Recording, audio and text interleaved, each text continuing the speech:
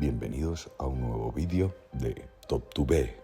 En este vídeo veremos a Ilse Koch, la zorra de Buchenwald o la loba de Buchenwald, y unos cuantos apodos más de la misma índole fueron los que se ganó esta mujer, aunque en realidad podrían ajustarse más a una descripción que a un apodo en sí.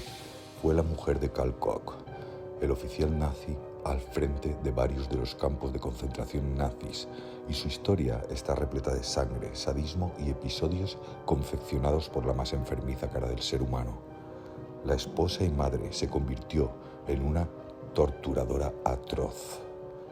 Ilse Koch nació en 1906 en la ciudad Dresde, y según todas las investigaciones, su infancia y su juventud fueron aparentemente normales. Fue en el último trabajo donde comenzó a empatizar con ideas nacionalsocialistas y tener contacto con miembros del partido. Parece ser que durante ese tramo de su vida empezó a florecer una de sus aficiones desenfrenadas, el sexo. Mantuvo relaciones con numerosos miembros de las SS, gracias a lo cual, junto a su fuerte personalidad, consiguió un puesto como secretaria del NSDAP en 1932. A partir de aquí, los acontecimientos dirigieron su vida hasta llegar a ser un miembro destacado dentro de la red de campos de trabajo nazis.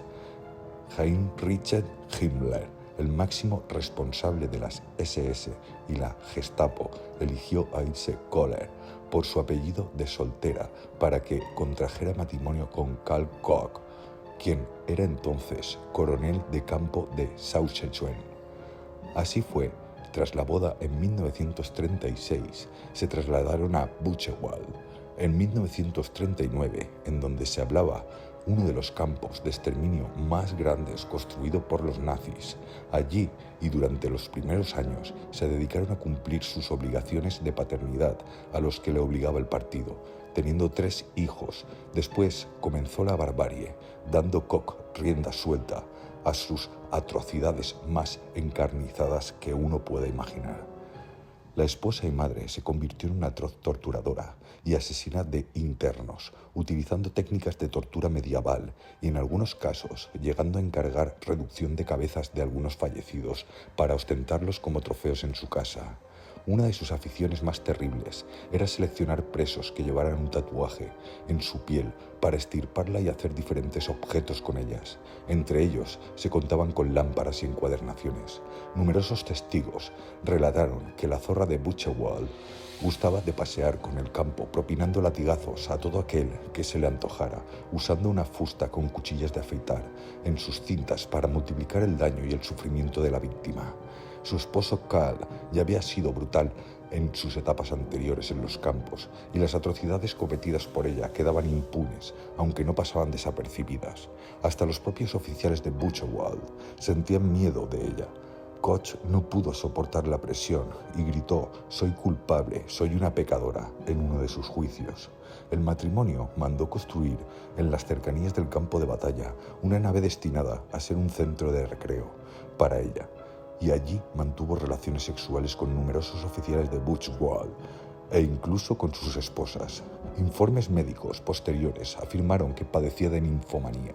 Además, entre otras excentricidades, ordenaba traer el vino de Madeira para bañarse con él, un hecho que se podría contar también entre una de sus atrocidades, puesto que a unos cientos de metros los prisioneros morían de inanición.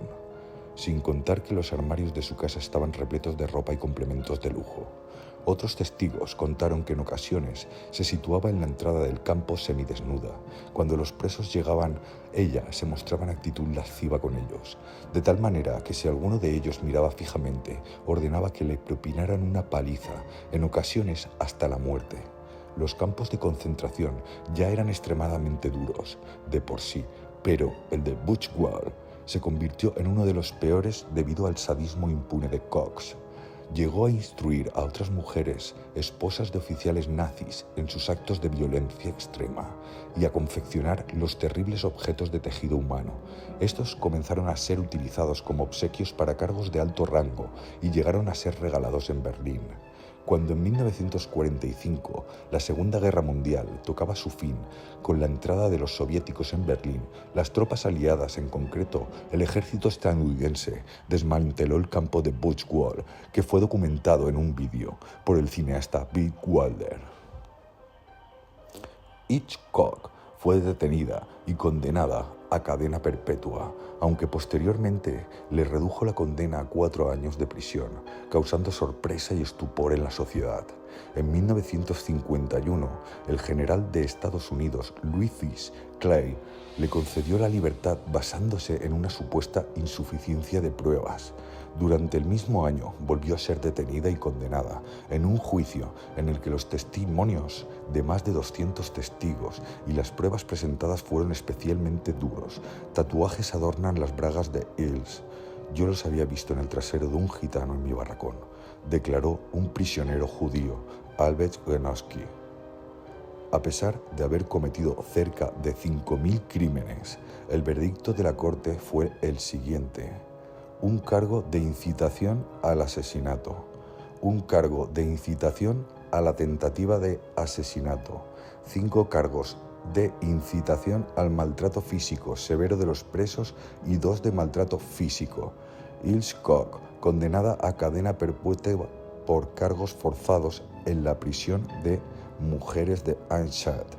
Durante el juicio, Koch no pudo soportar la presión y gritó: «Soy culpable, soy una pecadora». A lo largo del proceso, se presentaron diversas pruebas de sus atrocidades, como las pieles tatuadas, lámparas y cabezas reducidas. A los 67 años, y después de escribir una nota que rezaba: «No hay otra salida para mí, la muerte es la única liberación», Hitchcock se suicidó en la prisión utilizando las sábanas de su cama para ahorcarse. Si les ha gustado el vídeo, denle al like y suscríbanse a este canal. Muchas gracias.